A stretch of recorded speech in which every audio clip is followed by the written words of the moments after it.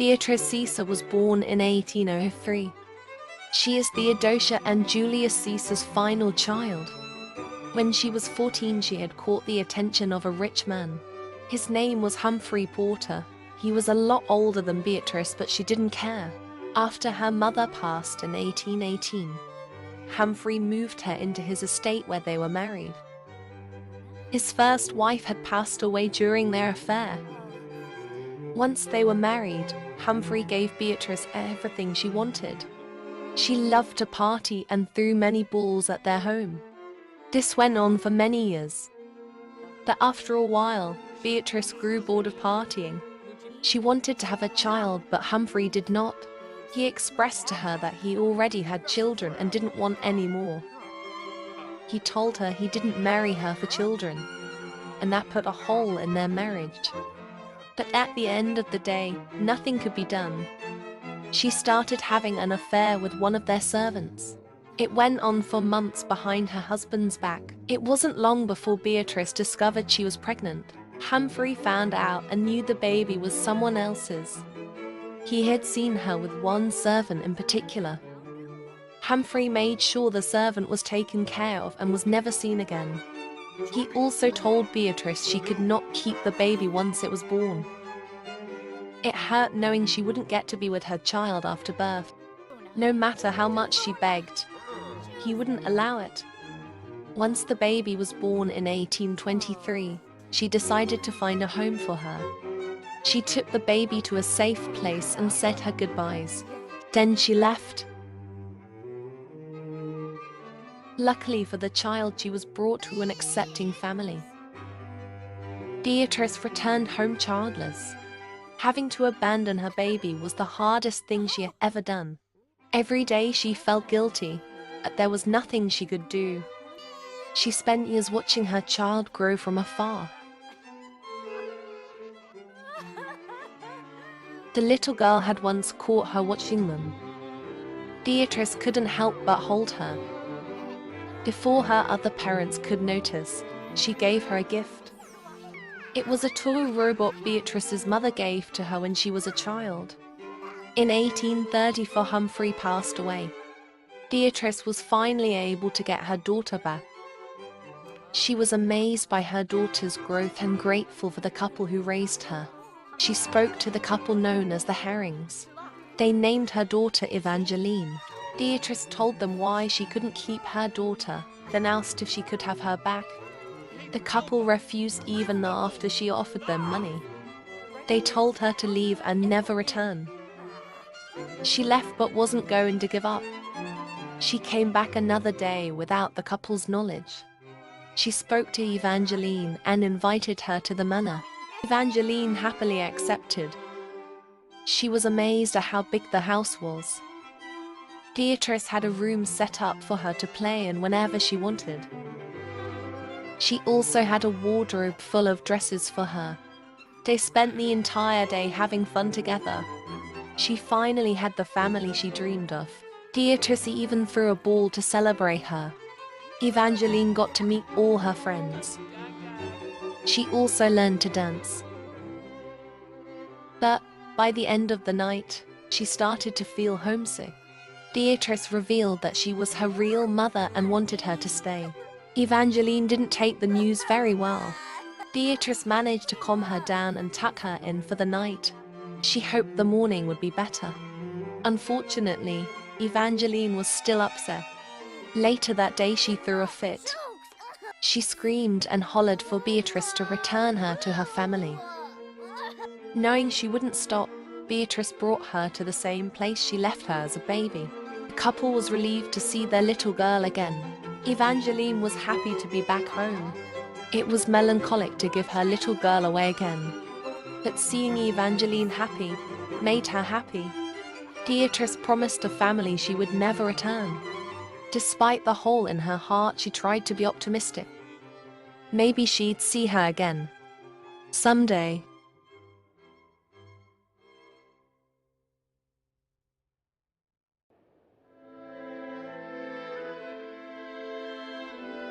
Once there lived a young couple, a woman named Angelina and a man named Philip. They had 2 children together. Atticus, who was 8 years old, and Johnny, who was 5. They were a normal, happy family. But after falling into debt, things changed. The only way to pay it off was to work for the family they owed it to. They could not bring their children, so the boys were taken in by another family. They were instructed to cook, clean, and fix whatever was broken. By the end of each day, they were too exhausted to speak with one another. Whenever they did, it was always an argument. Angelina resented Philip for putting their family into debt, even if he didn't mean for any of it to happen. Because of him, they would never see their children again.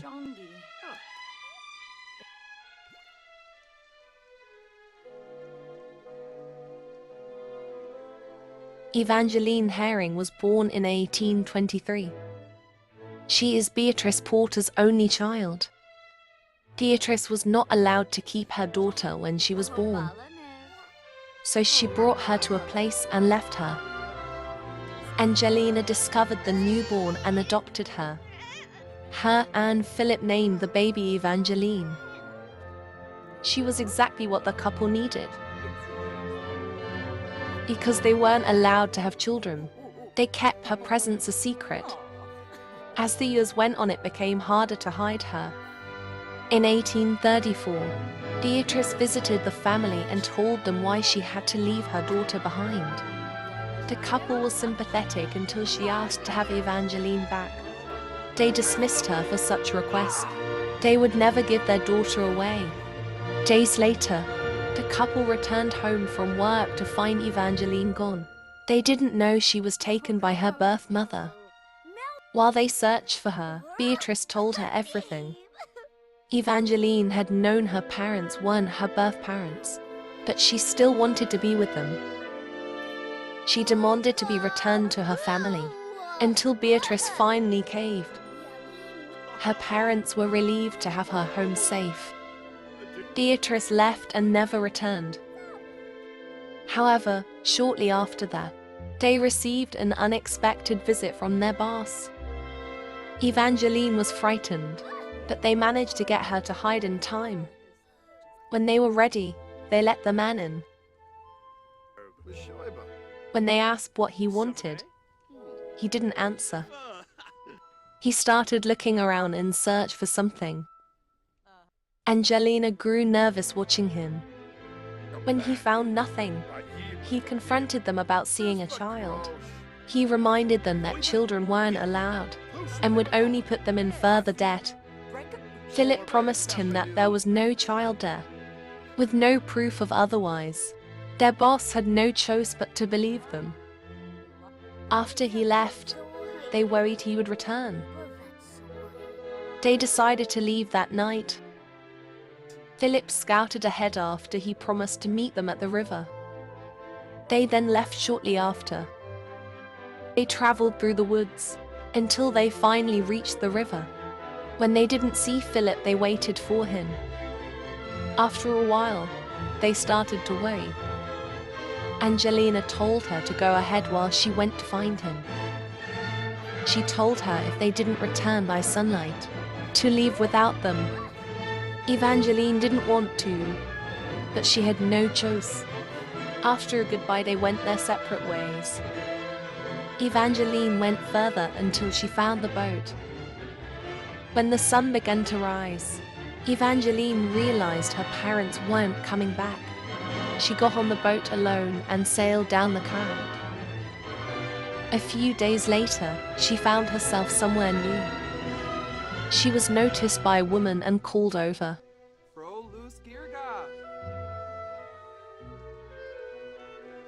The stranger asked why she was alone, and Evangeline told her everything. The woman took her in and gave her a place to stay. Evangeline was grateful, but missed her parents. She spent a lot of time mourning their loss in her room. The woman, whose name was Christiane Nilefleur, gave her the space she needed. When Evangeline was starting to come around, she noticed something strange about Christiane. She discovered that she was a witch. Christiane happily told her about her craft. Evangeline was fascinated and followed everything she did. There wasn't much she could follow, since she didn't contain such gifts.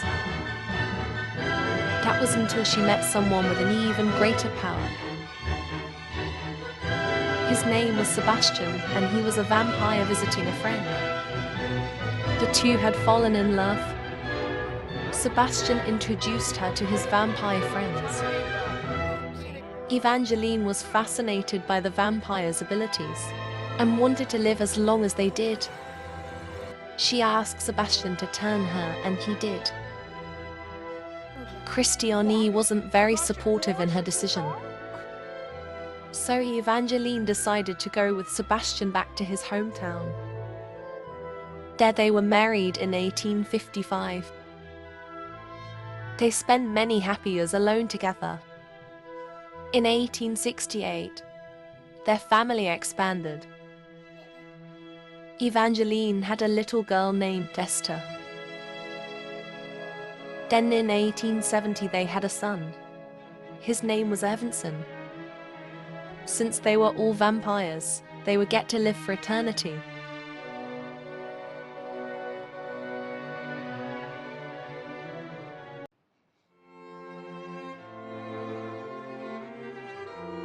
Esther Baptise was born in 1868. She is Evangeline and Sebastian Baptise's first child. When she was a year old, Evangeline brought her to meet an old friend. She didn't expect to see her there with someone else, but it wasn't just anyone. It was Beatrice Porter, her biological mother. Both of them were surprised to see each other after all this time. Beatrice was very happy to see the woman her daughter had become. Evangeline introduced her to Esther, and she immediately fell in love. When they sat down to talk, Beatrice admitted to looking for her for the last 10 years. Evangeline told her everything that happened. They spoke for hours. When it was time to go home, they said their goodbyes, and Evangeline apologized to her behavior as a child. Beatrice didn't care about that. She was more sad to see her go. It had been so long since they've seen each other. Beatrice feared this was the last time. So Evangeline suggested she move in with them. Beatrice happily accepted. She was so happy that she started crying. Evangeline went with her to her house. It had been years since she was there last. Yet everything looked the same, including her old room. She even found an old toy she thought she lost ages ago.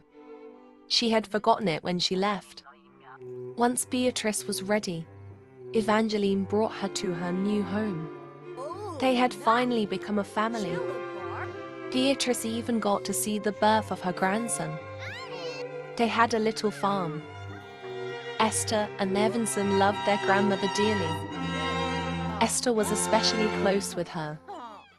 Beatrice spoiled her the most. Esther always took the time to show her grandma love. During the day, her and her brother would play outside. They loved to pull pranks on each other. They also pranked people in the village. People knew to look out for them. They were the biggest menaces in town. In 1880, Beatrice had passed away. Her death affected Esther deeply. She didn't want to pull pranks anymore. She would instead help her parents with the farm. When their powers kicked in, her and her brother were no longer able to go out during the day. At night, their parents would train them. But Esther wasn't into it. She preferred to go out and make friends. But there was never anyone around. As a child, she heard many tales of a family in the village with a hunger for flesh. While it was supposed to be a myth, many refused to go out at night. Those who were out were foreigners who knew nothing of the folklore. One night at the local bar, she made friends with a group of drunk foreigners. They were friendly and fun to be around. There was Bemba, Michael, Igor and his wife Vanya. They brought her back to their ship. Esther was amazed by their lifestyle and how welcoming they were. Her and Bemba had become especially friendly. They shared a kiss, then he asked her to join them. Esther accepted, then returned home to tell her parents. While they were accepting, her brother was sad to see her go. She promised to come back and visit. After her goodbye, she met up with the crew and they sailed off. They went on many journeys. Esther easily made herself at home. It was a life she would never get tired of. Soon Bemba crafted a ring to propose to her with. They were married in 1888. In that time, Esther and Anya had grown close. They were pregnant at the same time. In 1890, Esther had given birth to a little boy named Nigel. Anya had also birthed a boy named Krasimir. The two would become best friends that would someday sail as their parents had. Shout out to member Maria Sins.